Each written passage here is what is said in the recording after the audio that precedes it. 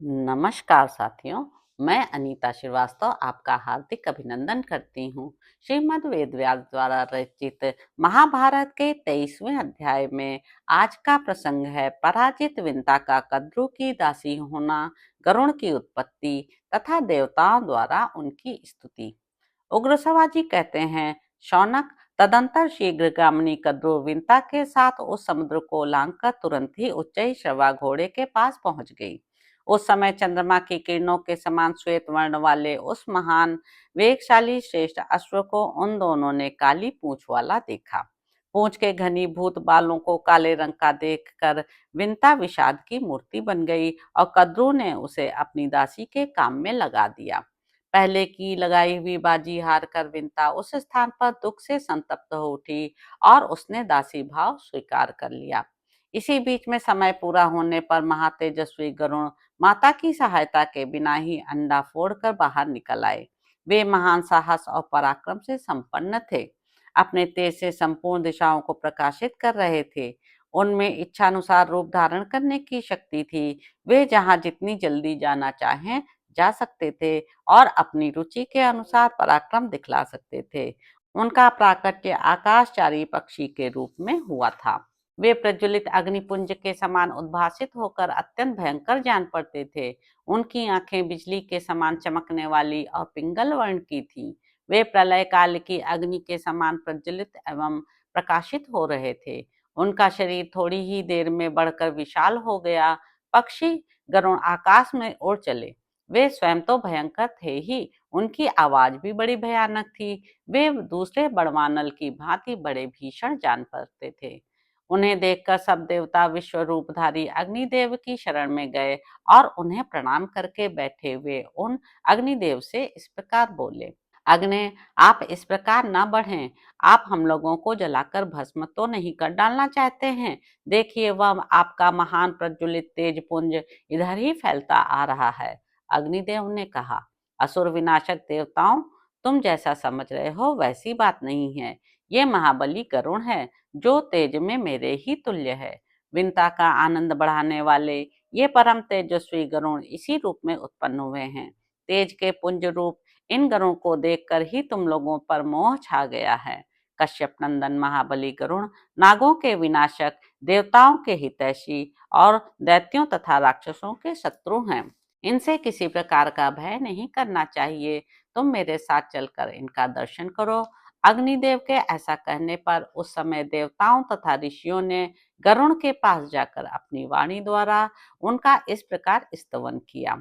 देवता बोले, प्रभो, आप मंद दृष्टा ऋषि हैं। आप ही महाभाग देवता तथा आप ही पतंगेश्वर हैं।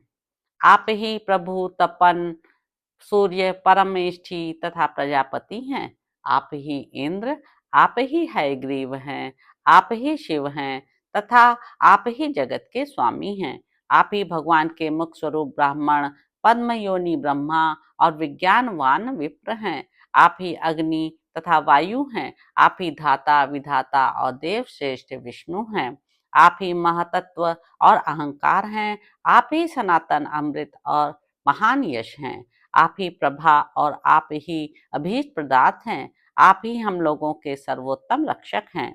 आप बल के सागर और साधु पुरुष हैं। आप में उदार सत्व गुण विराजमान है। आप महान ऐश्वर्यशाली हैं।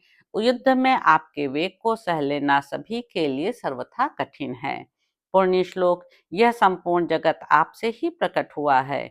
भूत, भविष्य और वर्तमान सब कुछ आप ही हैं। आप उत्तम हैं। जैसे सूर्य अपनी किरणों से सबको प्रकाशित करता है, उसी प्रकार आप इस संपूर्ण जगत को प्रकाशित करते हैं। आप ही सबका अंत करने वाले काल हैं और बारंबार सूर्य की प्रभा का उपसंहार करते हुए इस समक्षर और अक्षर जगत का संहार करते हैं।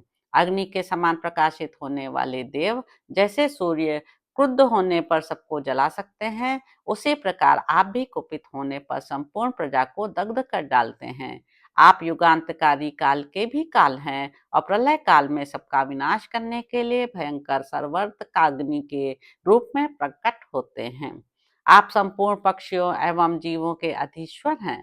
आपका ओज महान है, आप अग्नि के समान तेजस्वी हैं, आप बिजली के समान प्रकाशित होते हैं, आपके द्वारा अज्ञान पुंज का निवारण होता है।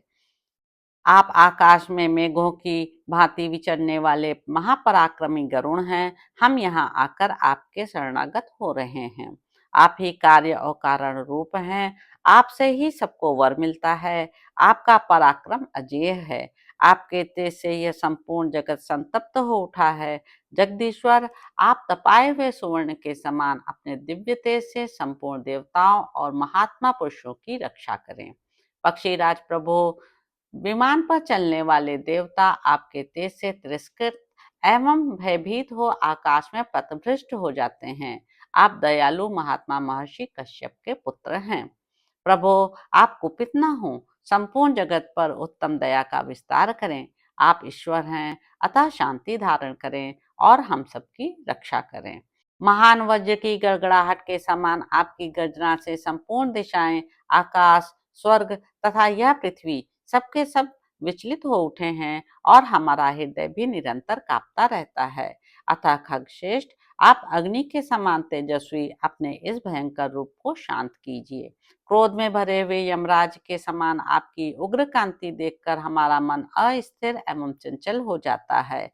आप हम याचकों पर प्रसन्न होइए। भगवान, आप हमारे लिए कल्याण स्वरूप और सुखदायक हो जाइए। ऋषियों सहित देवताओं के इस प्रकार स्तुति करने पर उत्तम पंखों वाले गरुड़ ने उस समय अपने तेज को समेट लिया। तो इस प्रकार साथियों, आस्तिक पर्व में गरुड़ चरित्र विषयक 23वां अध्याय पूरा हुआ।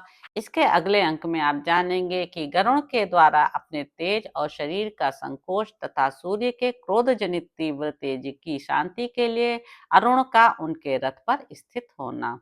तो अब आपसे अगले अंक में मुलाकात होगी।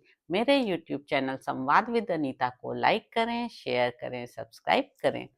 धन्यवाद साथियों।